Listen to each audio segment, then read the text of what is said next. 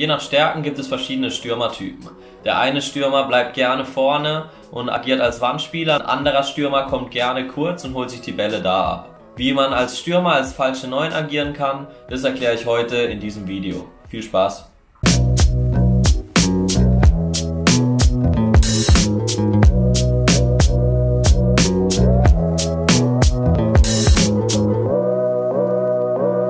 Natürlicherweise hat jeder Spieler und jede Spielerin Räume auf dem Feld, in denen er oder sie sich mehr wohlfühlt als in anderen Räumen. Also ein Flügelspieler oder eine Flügelspielerin zum Beispiel befindet sich gerne auch auf dem Flügel.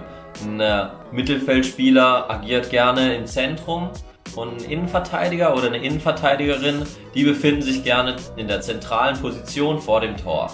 Sie wollen nämlich den direkten Weg zum Tor zumachen, um so das Tor zu schützen. In diesen Zonen, in denen sie verteidigen, fühlen sie sich sicher und geschützt wie ein Igel, der sich zusammenrollt. Jetzt ist es unsere Aufgabe als Angreifer, Situationen zu schaffen, in denen sich die Verteidiger oder Verteidigerinnen unwohl fühlen. Also wir wollen es schaffen, diesen Igel, der sich zusammengerollt hat und geschützt ist, auseinanderzurollen.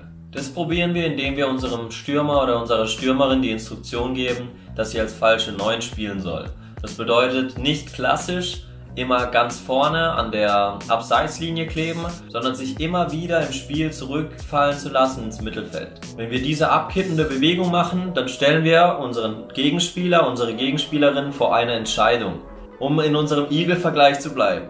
Stellt euch vor, der Igel ist zusammengerollt. Wir sind als Angreifer, als Stürmer, sind wir der Fressfeind des Igels. Und jetzt wollen wir es schaffen, dass er sich auseinanderrollt. Also rollen wir ihn Richtung Wasser. Warum machen wir das? Wir stellen den Igel vor ein Dilemma. Also entweder der Igel bleibt zusammengerollt, bis er ins Wasser kommt, dann besteht aber die Gefahr, dass er ertrinkt. Oder er rollt sich halt direkt auf, aber dann können wir als Fressfeind natürlich auch zuschlagen. Um wieder zurück zum Fußball zu kommen, ist die erste Option, dass der Verteidiger zusammengerollt bleibt, also in seinem Aktionsraum bleibt oder erst zu spät bei uns ankommt.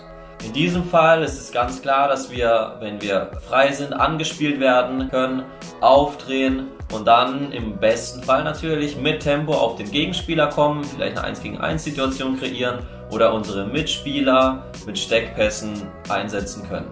Wir wissen ja, dass wenn wir aufgedreht und mit Tempo in die Zone 14 kommen, dass wir da viele Möglichkeiten haben.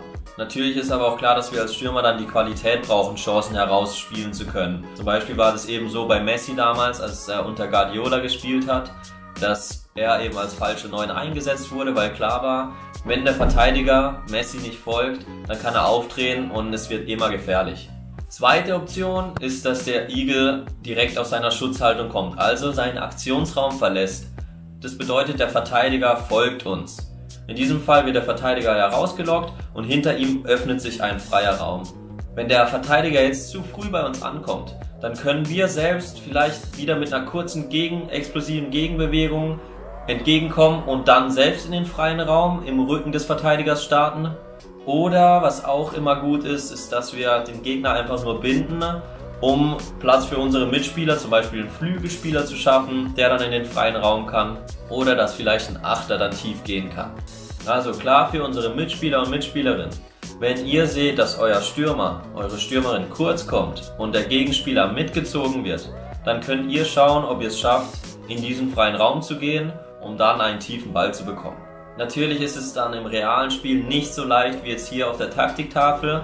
Natürlich ist der Verteidiger auch nicht blöd und kennt dieses Problem im Optimalfall.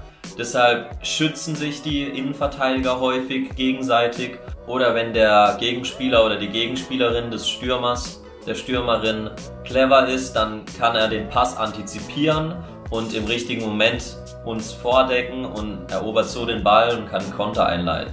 Also brauchen wir wie immer unsere Basics. Wir müssen die Situation richtig wahrnehmen können, einschätzen können, dann die richtige Entscheidung treffen und letzten Endes auch noch die technisch saubere Ausführung hinkriegen.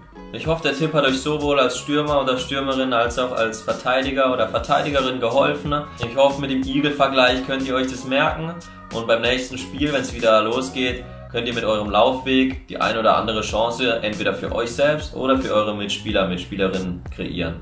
Bis dahin freut euch drauf, wenn ihr die Bewegung ausführen könnt. Wir sehen uns, macht's gut.